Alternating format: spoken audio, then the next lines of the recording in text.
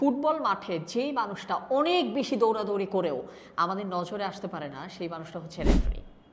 আমরা খেলোয়াড়দেরকে চিনি, রেফারিদেরকে কিন্তু চিনি না। আপনার প্রফেশনাল লাইফে আপনাকে দুই ধরনের কাজ করতে হবে। এক ধরনের কাজ হচ্ছে রেফারির মতো কাজ, আরেক ধরনের কাজ হচ্ছে খেলোয়াড়ের মতো কাজ। রেফারির মতো কাজে কি হয়, রেফারি যত ভালোই পারফর্ম করুক না কেন, তার কাজ কখনো নজরে আসবে না। রেফারির কাজের একটাই টার্গেট, আমার যাতে কোনো ডিসিশন ভুল না হয়।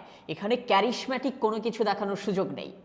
আবার খেলোয়াড়দের কাজে কিন্তু আসলে ক্যারিশমা দেখানোর সুযোগ রয়েছে। আপনি যখন আপনার প্রফেশনাল লাইফে আপনি যখন কাজ করছেন, যেই কাজগুলো রেফারির মতো কাজ, সেই কাজগুলোকে আইডেন্টিফাই করুন, টার্গেট সেট করুন, সেই কাজে যাতে আপনার ভুল না হয়। সেক্ষেত্রে ভুল না হওয়াটাই সফলতা। সো ভুল না হওয়াটাই যদি সফলতা হয়, সেই কাজে এক্সট্রা এফোর্ট দিতে গিয়ে যেই কাজে ক্যারিশমা দেখানো যায়, সেখানে গিয়ে আপনি যাতে কখনোই